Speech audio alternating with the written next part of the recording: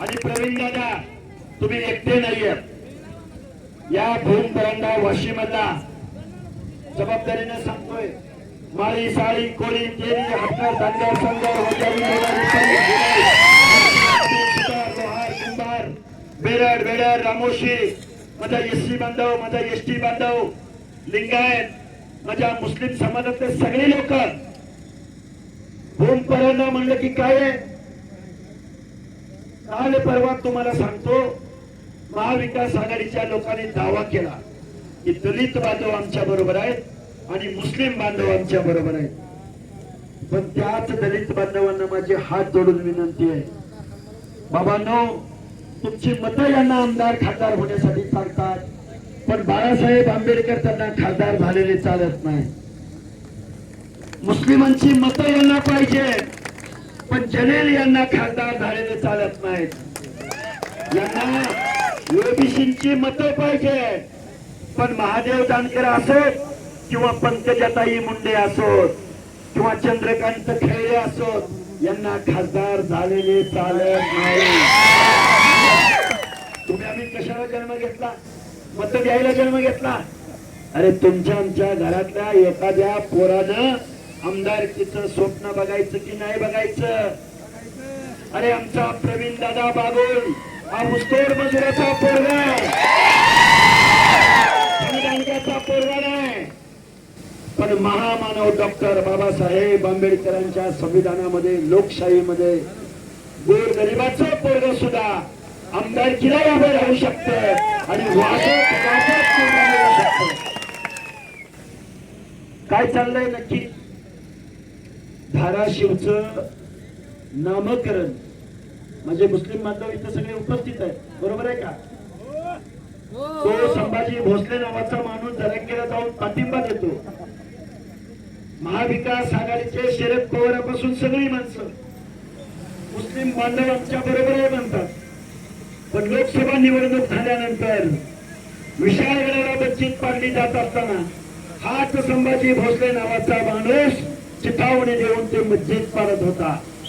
मग महाविकास आघाडीच्या बाजूला तुम्ही जायचं.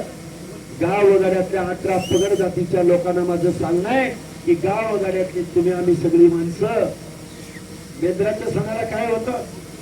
बेंद्राच्या सणाला बैलाला सजवतात, एक दिवसापुरता त्याला पुरणपोळी खाऊ घालतात, त्याला वाजत गाजत मिरवणूक काढून गावच्या वेशीपर्यंत आणले जातात.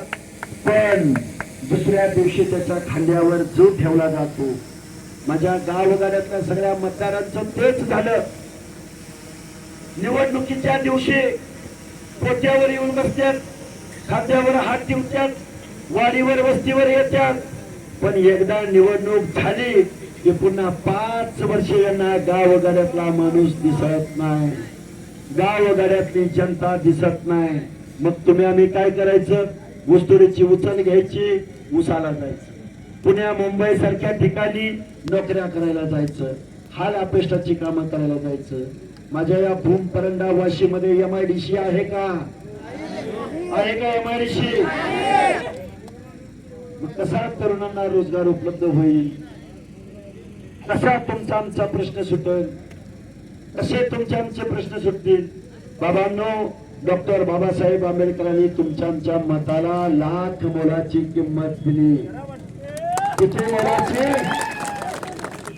इथे बसलेल्या तुमच्या आमच्या मताला जेवढी किंमत, तेवढी टाटा बिर्ला अंबानीच्या मताला सुद्धा तेवढीच किंमत. मला हात वर करून सांगा, सगळ्यांनी हात वर करा. आपलं मत 1000-2000 रुपयाला विकायचं? कोण घेऊन आला 1000-2000 रुपये विकणार का? मत आपलं विमान विकणार का? बाबासाहेबांना जो मताचा अधिकार दिलाय तो अधिकार विकणार का? विकणार? आपलं चिन्ह काय आहे? आपलं चिन्ह काय आहे? आपलं चिन्ह काय आहे? मग आमदार कोण?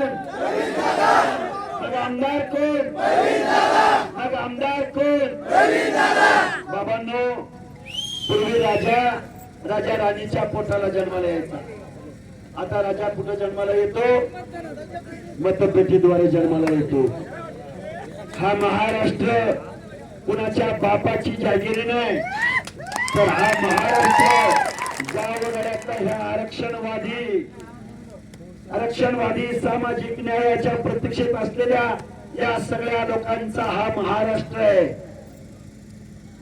या भूमपरंडा वाशीमधून एक नेतृत्व तयार होत आहे. मला सुद्धा खूप लोक म्हटली, तुम्हाला असं करा, तुम्ही तसं करा, तुम्ही ह्याव करा, तुम्ही त्याव करा.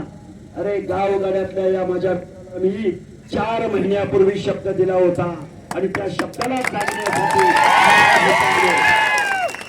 माझा घसा बसलाय. अनेक सभा करत करत इथं आलोय. प्रवीण दादांना म्हटलं होतं, दादा मी येऊ शकतोय की नाही माहित नाही, पण नांदेड जिल्ह्यातल्या 3 सभा कॅन्सल केल्या आणि या सभेला इथं आलो. एवढीच माझी तुम्हाला हात जोडून काहीतरीची विनंती असेल, कारण बोलायला एक शब्द मी जीवाच्या आकांताने तुमच्या समोर मांडतोय. मी तुम्हाला जाता जाता एकच आव्हान करेन, बाबांनो हा शब्द खाली पडू देऊ नका, अजिबात हा शब्द खाली पडू देऊ नका. मान सन्मान इज्जत हे मागून मिळत नसते. राजसत्ता राजपाट हा मागून मिळत नसतो, तर तो नेहमीच हिसकावून घ्यायचा असतो. हे तत्व घेऊन हा माझा माणूस इथं निवडणुकीला उभा आहे. आणि इथं माणसं किती आहेत? हजारो माणसं आहेत. एक 5,000 माणसं पकडले, 5,000 गुणिले फक्त 25 मत, किती झाली मत? 1.25 लाख. मग आपला माणूस आमदार होईल की नाही? होईल की नाही? आणि बघा ही लय मोठी माणसं आहेत, लय मोठी माणसं आहेत, डोक्यातनं काढून टाका. माझा मतदार राजा, माझी जर जनता जनार्दन जागृत झाली तर इथं इंदिरा गांधीचा पण पराभव होऊ शकतो, इथं वाजपेयींचा पराभव होऊ शकतो, सखा पाटलांचा पराभव होऊ शकतो. तर त्या प्रवीण दादा गायकवाड या तुमच्या आमच्यातल्या तरुणांचे प्रवीण दादा बागुल, रणबागुल हे निश्चित विजयी झालेले असतील. खूप लोकांना आजही न्याय मिळणं अपेक्षित आहे. आज टिपू सुलतान